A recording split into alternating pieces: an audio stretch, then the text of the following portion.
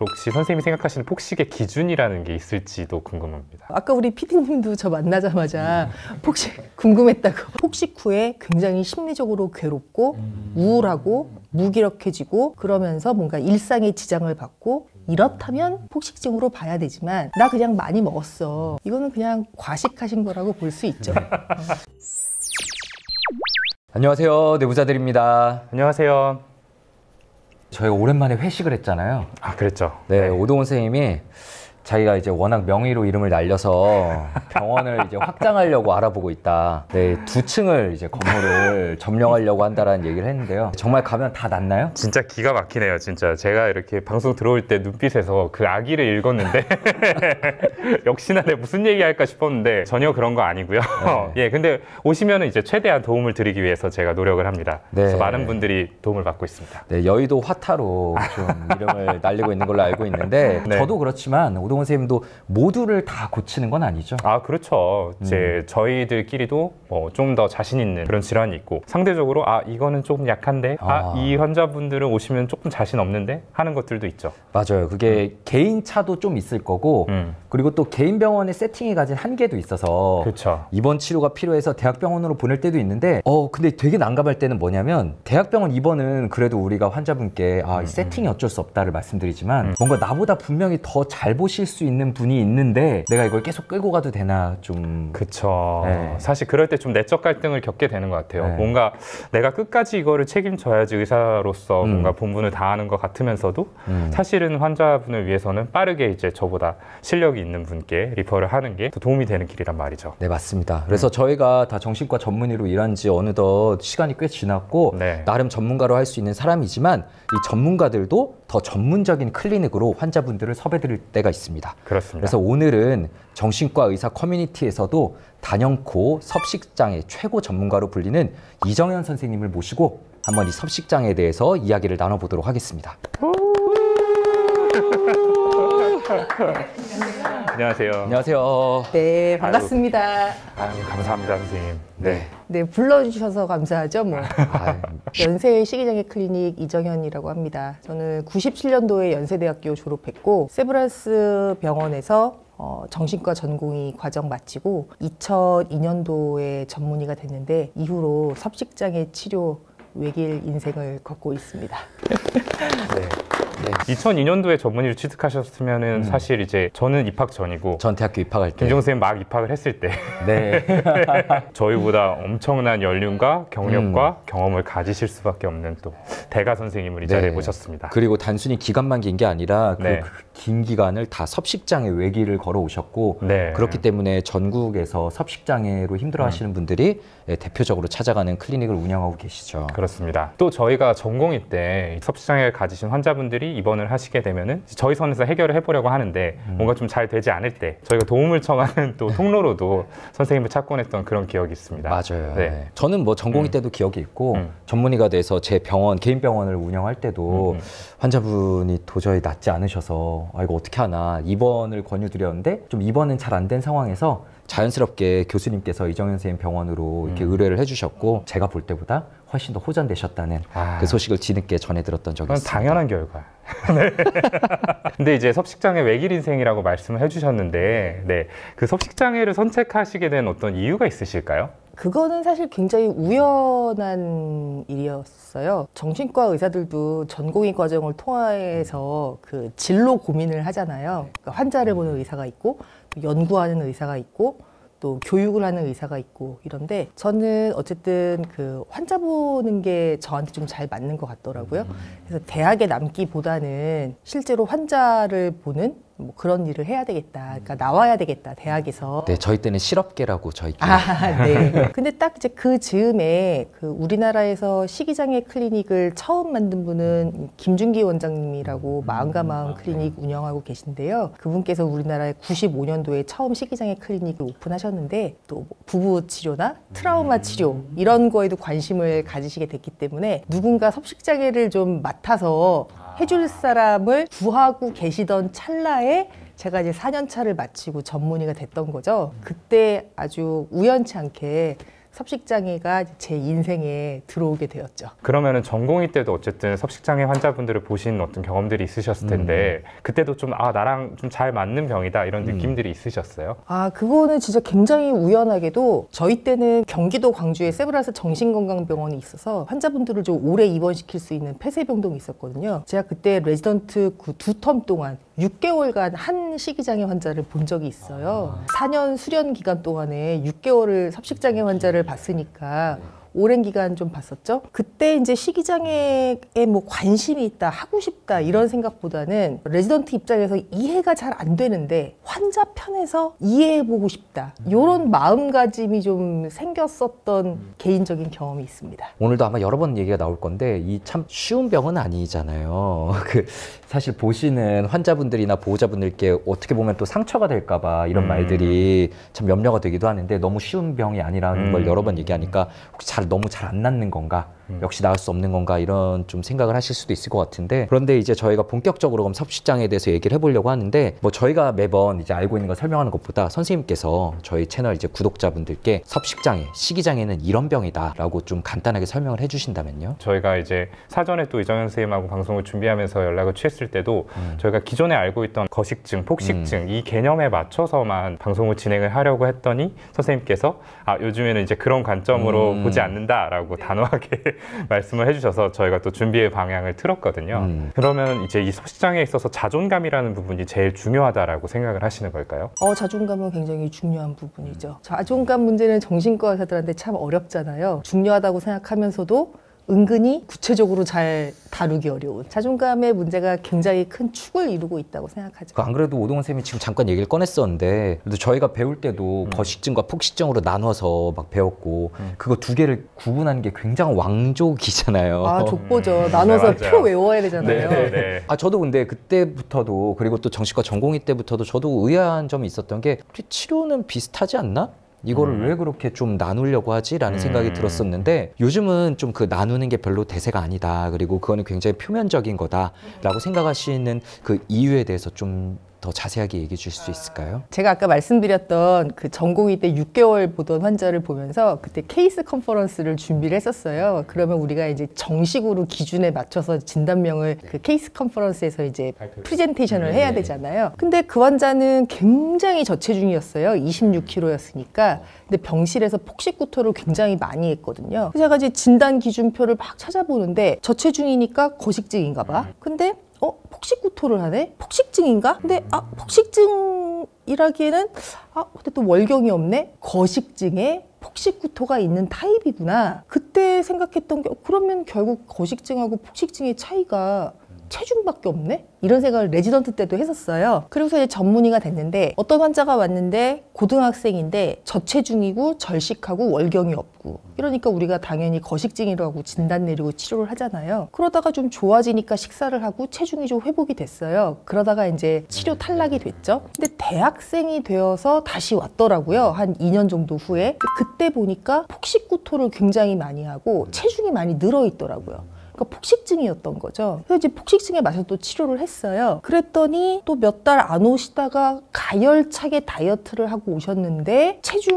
저체중이 되었고 여전히 폭식구토는 하는데 월경은 있어요. 그렇다면 이제 복잡하시겠지만 기타 섭식장애로 진단이 내려지는 거거든요. 그럼 이 환자의 경우에 거식증이었다가 거식증은 해결이 됐고 폭식증이 되었다가 폭식증은 끝났고 기타 섭식장애가 된 거냐. 이렇게 보자니 너무 이상하잖아요. 그때부터 제가 이건 진단 기준이 좀 이상하다. 섭식장애는.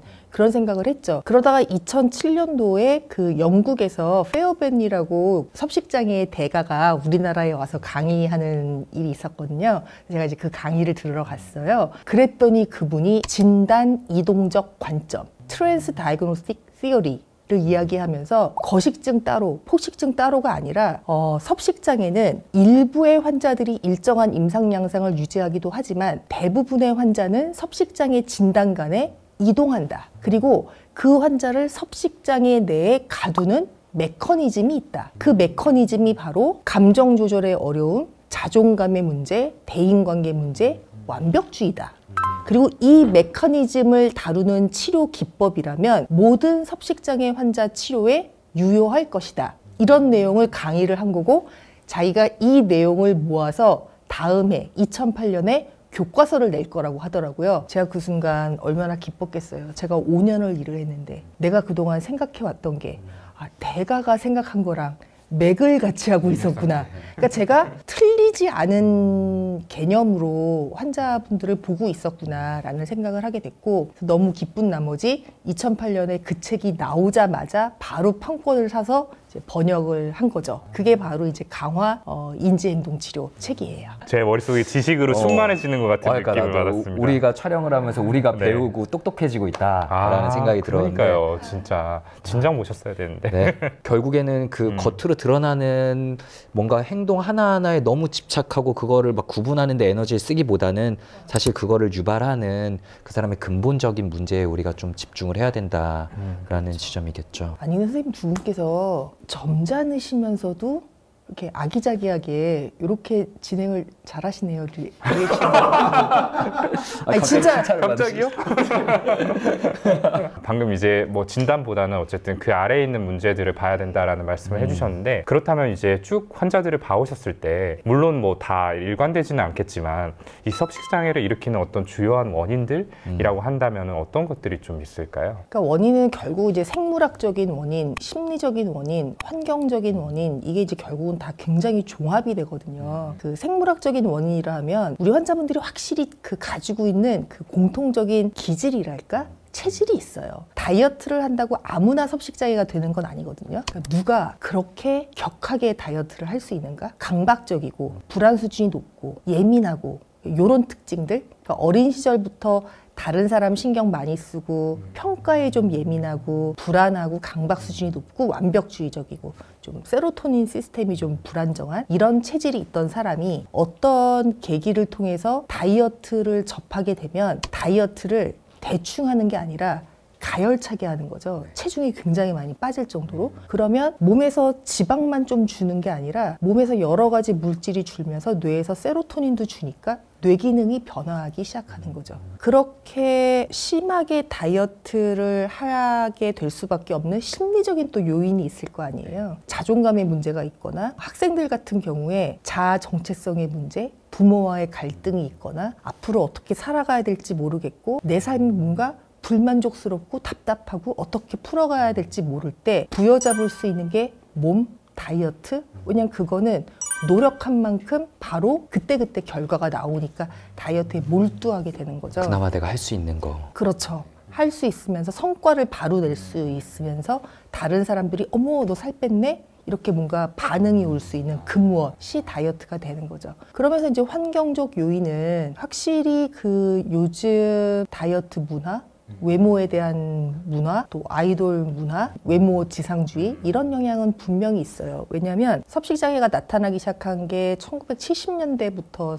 슬슬 나타나기 시작했는데 예전에는 강박증이 강박증으로 나타났지만 오늘날은 여성의 경우 강박증이 식이장애로 나타난다라고 할 만큼 강박증과 식이장애는 관련이 많이 있거든요. 그 옛날에는 보이지 않았지만 1970년대, 80년대 거쳐서 다이어트 문화가 나타나기 시작하면서 그 강박적인 모습이 섭식장애로 드러나는 이런 환경적인 요인까지 이렇게 있죠. 그러고 보니까 강박증하고 식이장애는 사실 그 치료할 때 약물도 되게 비슷하잖아요. 항우울제를 고용량으로 쓰는 플록세틴 것도 같은 그렇고. 것들 사용하는 것도. 그러면은 이제 환자를 보실 때에도 환자의 그림을 그리는 게 굉장히 좀 중요하겠다라는 생각이 드는데 실제로 좀 그런 과정들을 거치시나요? 저희는 그 환자분 볼 때 사실 뭐 5분, 10분 진료 이렇게 할 수가 없고 몇 세션을 이제 30분, 40분씩 이렇게 보죠. 그러면은 그 히스토리 테이킹, 그러니까 어린 시절부터 어떻게 살아왔는지, 학창 시절은 어땠는지, 부모와의 관계는 어떤지, 친구들과의 관계는 어떤지 이런 것들을 쭉 들어보죠. 정신분석 시작할 때하고 거의 좀 비슷하겠네요, 사실. 그런 느낌이 좀 가미가 될 수밖에 없어요. 그러니까 그 환자의 어떤 전반적인 심리 상태를 이해하지 않고서 음식 문제만 이야기할 수가 없거든요. 그 전공의 때 뭐 선생님께서는 다르셨을 수도 있겠지만 질환의 정신분석적으로 이게 왜 생겼는지 그 다이나믹을 막 배우잖아요. 근데 그때 항상 제일 좀 신기하고 흥미롭다고 느끼면서도 너무 이해 안 가는 게 식이장애 부분이었거든요. 정신분석적으로 막 설명할 때 이제 여러 가지가 나오는데 뭐 통제 욕구를 가지고 어머니와 싸우기도 하고 굉장히 흥미로우면서 이거 너무 100년 전 썰들 아닌가 막 이런 생각도 들었었는데 근데 제가 또 막상 이제 그렇게 많은 케이스를 보지 못했지만 환자분들을 보면 가족 사이에서의 통제 이슈, 컨트롤 이슈가 막 있거나 아니면 어머니와의 어쨌든 막 힘겨루기 이런 상황들이 있는 경우들이 실제로 많더라고요. 이런 심리적인 부분은 실제로 얼마나 작용을 하나요? 저도 학생 때 그 교과서에서 그런 부분이 굉장히 흥미롭게 느껴졌던 것 같아요. 학생 때는 또 특히나 환자를 실제로 보는 게 아닌데 교과서에 그렇게 나와 있으니까 정말? 엄마랑 이렇게 통제권 가지고 싸움을 한다고? 이런 생각을 했었는데 통제라는 것이 어떻게 보면 정신 역동적인 것이기도 하지만 상당히 생물학적인 것이기도 해요. 예를 들어 엄마가 통제적이다라고 한다면 그 어머니가 굉장히 통제적이고 강박적이고 그 얘기는 그 엄마가 불안 수준이 높고 강박적인 분들이 자기 감정을 다루는 거에 좀 서툰 경향이 있잖아요. 그 어머니가 그렇다는 것이죠. 그런 어머니가 자녀를 키울 때 그런 방식으로 키울 수밖에 없으니까 아이가 뭔가 불안정하고 심리적으로 안정되기 어려운 상태가 되고 그런 생물학적인 요소를 또 아이가 가지고 태어났잖아요. 그러니까 아이도 강박적이고 통제적이고 그러니까 그 통제적이라는 어떤 정신 역동적인 말 안에 실제로 심리적인 이야기도 있지만 거기 상당히 생물학적인 이야기도 녹아 있다는 생각이 들어요. 서로 닮은 두 사람이 좀 싸우는 모습이 있겠네요. 그렇죠. 그리고 또 거기 보면 뭐 체중을 마르게 함으로써 여성성을 뭐 줄인다 뭐 이런 식의 이야기도 있잖아요. 환자분이 어린 시절에 뭐 섹슈얼한 트라우마가 있을 때 자기가 체중이 늘어나고 여성적인 몸이 되는 것이 두렵기 때문에 그렇지 않게 하기 위해서 음식을 줄이고 마른 몸이 되고 여성적이지 않은 몸이 되겠다. 이런 방향으로 볼 수 있는 환자군이 일부 있고 또 이걸로 설명할 수 없는 환자분이 있고 나뉘는 거죠. 그러면 방금 말씀하셨던 어떤 어린 시절의 어머니와의 관계라든지 이런 생물학적인 요인이 아니라 아까 얘기해 주셨던 그런 아이돌 문화 내지는 뭐 SNS에서의 굉장히 그런 외모지상주의 이런 환경적 요인이 절대적으로 많이 작용한 것 같다라고 느끼시는 그런 케이스들도 있을까요? 저는 그런 부분은 조금 가능성은 낮게 보고 있어요. 왜냐하면 아이돌 문화 그리고 외모 지상적인 문화는 사실 널리 퍼져 있거든요. 근데 누가 그거에 영향받아서 섭식장애가 생겨서 문제가 많이 생기고 누구는 잠깐 그런 생각 했지만 내 일상을 잘 사느냐 이건 굉장한 차이점이거든요. 거기에는 이제 그 환자의 어떤 기질적인 문제와 양육 과정과 심리적인 문제가 있다고 보는 거죠. 아까 말씀하신 대로 다이어트를 모두가 하지만 다 섭식장애가 맞아요. 되는 건 아니다. 그리고 또 말씀 듣다가 궁금한 게 그러면 남성 섭식장애 환자들은 전체에서 차지하는 비중이 어느 정도 되는지도 굉장히 궁금합니다. 예전에 제가 처음 시작했을 때 2000년대 초반에는 남자 환자가 10%, 10분의 1이라고 했었거든요. 교과서에는. 근데 제가 진짜 임상에서 그 진료실에서 남자 환자분들을 만나는 경우는 1년에 한두 분 정도 오거나 이랬었어요. 요즘은 교과서에 나오는 데이터는 5명 중에 1명. 20%로 보니까 배 정도 는 거죠. 남자 환자분들이 많이 늘었어요. 여자들이 다이어트를 많이 할 때 섭식장애가 많이 생겼는데 요즘은 남성들도 다이어트를 많이 하는 거죠. 그러니까 섭식장애가 많이 생길 수 있죠. 또 이렇게 말씀드리면 다이어트 하면 섭식장애가 생긴다 이렇게 이제 오해하실까 봐 걱정인데 어쨌든 뭐 다이어트가 중요한 부분을 차지하긴 하니까요. 섭식장애가 꽤 어릴 때 이제 시작을 많이 하잖아요. 그래서 저 같은 경우는 사실 이미 오래돼서 그걸 숨기고 살아오셨거나 아니면은 치료를 받으시던 분들을 보는 경우가 이제 저는 다 그런데 아마도 이제 시작부터 보게 되는 경우들이 있을 것 같아요. 저는 이제 소아청소년을 하다 보니까 아무래도 상대적으로 나이가 어린 친구들이 있었던 것 같아요. 그런 친구들은 이제 외래로 바로 오는 경우보다는 일단 소아과를 거쳐서 와요. 소아과에서 너무 이제 극단적으로 체중이 빠져서 정상적인 신체 기능을 하기가 어려운 상태이기 때문에 뭐 수액을 맞든 뭐 코추를 넣어가지고 식사를 공급을 하든 어느 정도로 이제 회복을 한 상태에서 저희과로 넘어오게 되는 그런 경우들이 좀 많이 있었던 것 같아요. 소아과에서는 이제 체중을 일단 주니까 그쵸. 좀 알아볼 수 있겠네요. 네, 영양제 일단 달고 최대한 이제 회복을 시키는 데 초점을 맞추는 거죠. 나이가 어린 경우에는 절대적으로 거식증이 많아요. 음식을 제한하거든요. 그러면 부모가 처음엔 좀 몰라요. 애가 뭐 조금 적게 먹나 보다? 그냥 자기 관리 좀 하나 보다 이렇게 생각하는데 일단 체중이 상당량 빠지기 시작하면 아이가 숨기고 싶어도 숨길 수가 없죠. 엄마가 보기엔 드러나거든요. 식사 시간에 밥을 안 먹으려고 하고 깨작깨작거리고 있고 양념 안 한 거 달라고 그러고 기름 넣지 말라고 그러고 이러니까 어린아이들 같은 경우에는 엄마가 모를 수가 없고요. 대학생 이상의 성인 같은 경우에 폭식구토가 있다면 부모에게 숨기는 경우는 많아요. 근데 정말 생각보다 나이가 어린 친구들도 많이 이 질병이 생기더라고요.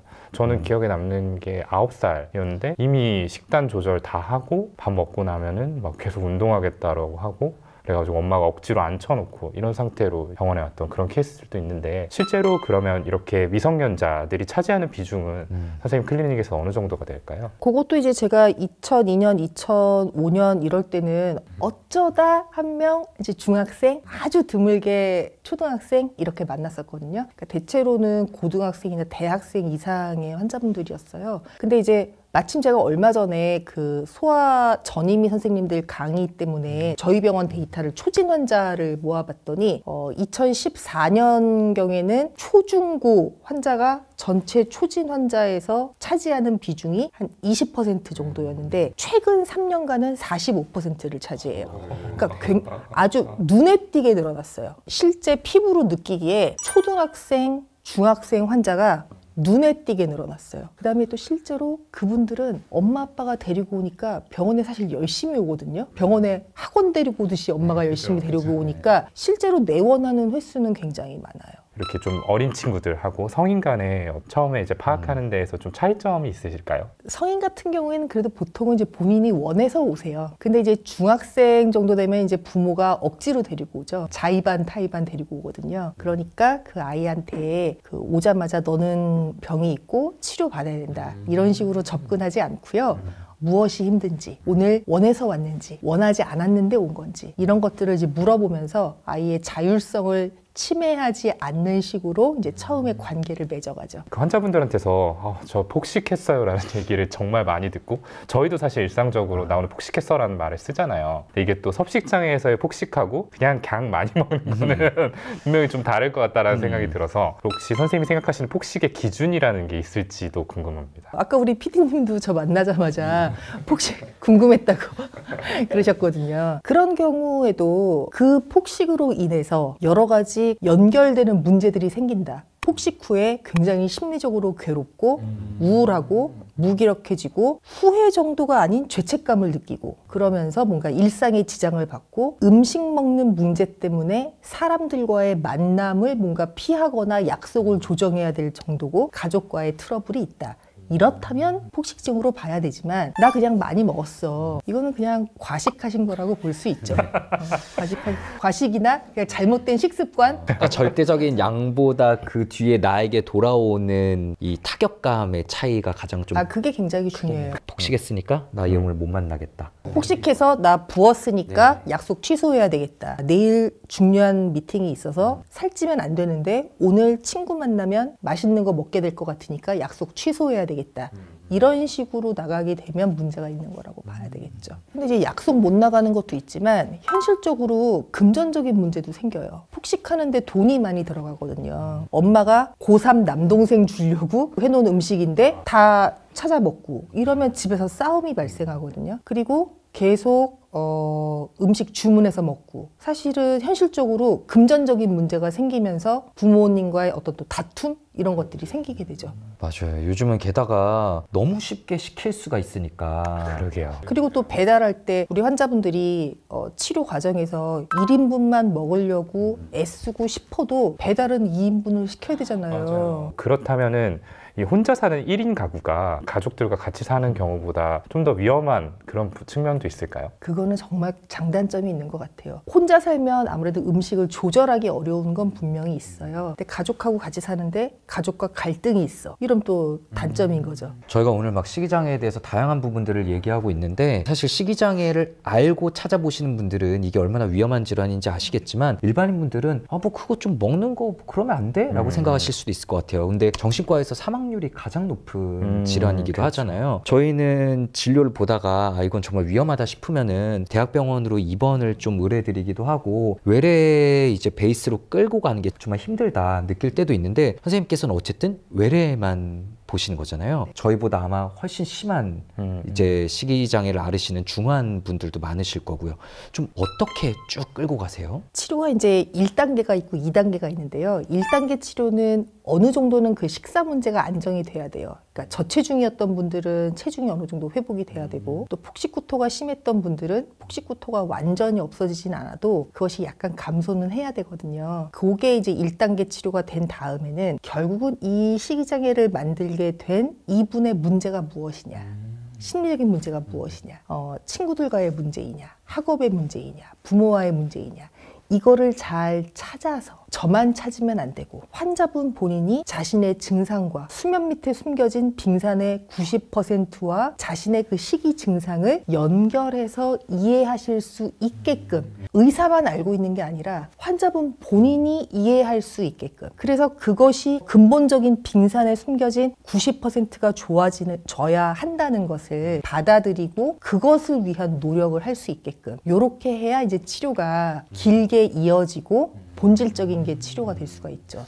1단계에서 힘겨루기만 계속 하다 보면은 사실은 저희는 좀 그 상황에서 그러면 선생님 병원으로 이렇게 되는 경우들이 많았던 것 같은데, 그 부분이 아마 그냥 이 섭식장애를 따로 전공하지 않은 정신과 선생님께서 어려우신 부분일 거예요. 왜냐하면 이 치료는 투 트랙 트리트먼트라고 하거든요. 하나의 트랙은 어쨌든 식행동이 좋아지는 것, 그리고 또 하나의 트랙은 심리적인 문제가 좋아지는 건데, 식행동이 좋아진다고 해서 심리적인 게 저절로 좋아지지 않고, 또 심리적인 게 좋아진다고 해서 식행동이 저절로 좋아지는 것은 맞아요. 아니기 뭐 때문에 이게 힘든 것 같아요. 네. 그러니까 요게 두 가지가 다 경험이 있으면서 시너지를 이루게끔 하면서 그 환자분이 요거의 연결성을 스스로 아실 수 있도록 하면서 치료를 해야 되거든요. 그러니까 저도 상담을 되게 길게 하려고 노력하는 편인데, 그래서 상담을 하면서 환자분이 아까 말씀하신 것처럼 스스로 이걸 연결 지은 거예요. 이제 내가 느끼기에도 나는 할 수 있는 게 이거밖에 없다고 느꼈던 것 같다, 그래서 여기 집착하게 됐던 것 같다라는 말을 들으면 너무 반갑고 이제 됐다 싶은데 식이 행동은 계속 이어지는 거예요. 맞아요. 그래서 어려워요. 저희가 선생님의 이런 말씀을 듣다 보니까 진짜 연수 교육이 온 것 같은 느낌이 들고요. 진짜 좀 똑똑해지는